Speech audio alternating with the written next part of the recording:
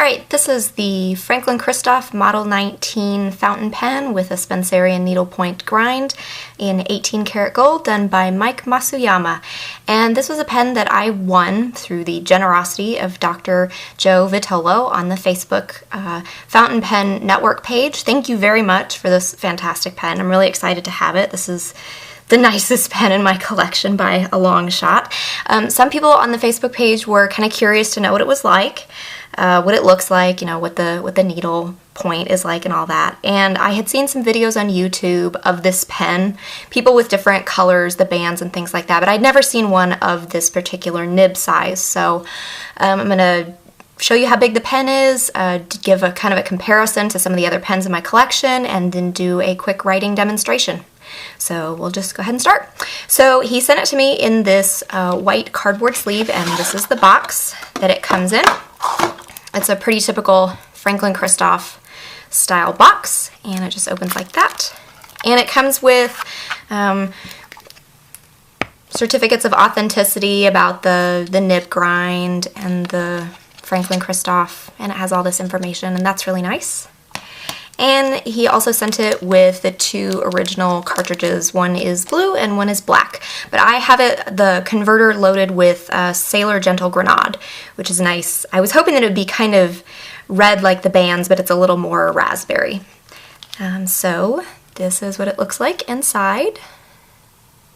If you've never seen a Franklin-Christoph before, and I haven't, I don't own any of these in my collection. And the biggest thing that people have talked about with this one is that it is a very large pen, and that's true. It's not a very long pen, but it's a very fat pen. The diameter on it is quite big. So here's the finial for you guys to see. It's the logo with the 4 diamonds. And this is the one that has the black, or the cherry ice bands on it. And they are really, really pretty in person. They kind of shift colors and tones underneath there. I know the reflection from the window is a little much, but you can kind of see how it sort of shifts and changes as you turn it around in depth and kind of in the intensity of the color, which is really neat. And this is a very smooth carved pen out of acrylic, I think, which makes it really nice, and it doesn't pick up fingerprints or anything like that. And there are the 4 diamonds on the clip right there, if you can see them. And it's got a good balanced weight to it. I have an Namiki Falcon, and it seems really lightweight to me. This one seems like it has a really good balance to it. So I'll go ahead and uncap it.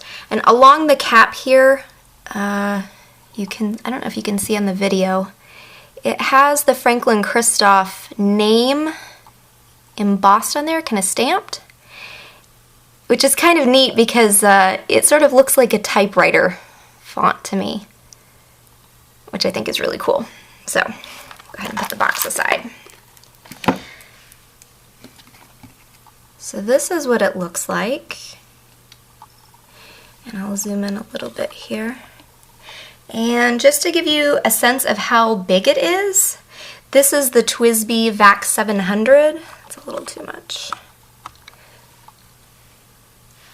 And this is the Edison Nouveau Premier, the Spring 2014 Cherry Blossom that was unique to Goulet pens. And as you can see, it's not quite as long as the TWSBI VAC 700, but it is about as long as the Edison Nouveau. And just to be funny, here it is against the Kaweco Sport. So as you can see, it's a good size pen, but it's got a much bigger diameter than either one of these.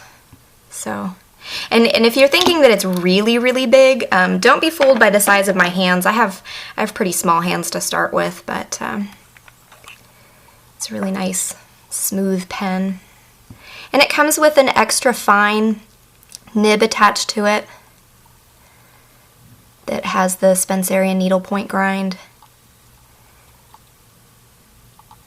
So there's the nib, and I've never done this before, so bear with me.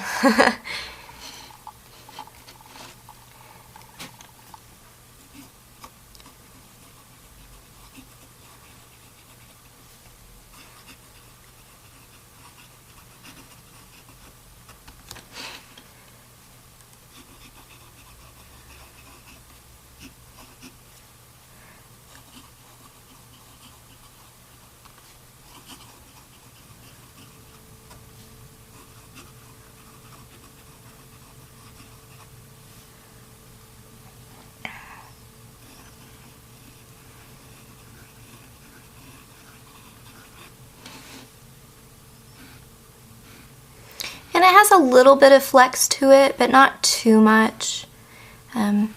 Just enough. I'm not a Spencerian expert, you know, I have the copybooks and the theory books and all that, and I give it a shot every now and then, but of course my penmanship is not nearly as good as Dr. Vitolo's, so, but it is a nice pen that you can write with normally, and I think it would look really nice at meetings or in a professional context, just because of how unique and beautiful these color bands are, and just how nice it is generally. But as you can see, it's not a hugely, it is a very fine point pen, but it's not so fine that you can't take notes with it comfortably, or at least I can.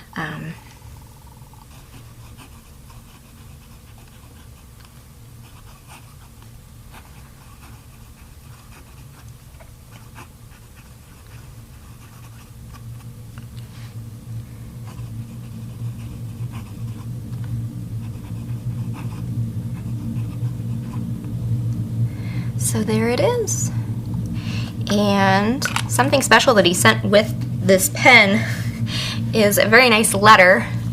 Let me zoom out a little bit. He wrote me a little note, and his penmanship is so perfect that it makes me want to cry. It's so nice. I'm not sure what ink he wrote this with, but he wrote me a very nice letter, and it's the kind of thing that I would want to get framed. It's the sort of thing that looks like you could hang it on the wall. It's so nice. So thank you again to Dr. Vitolo, and thanks to everyone for watching the video and being interested in this pen. It is a really nice one, and it is certainly by far the nicest one in my collection. So thanks for watching.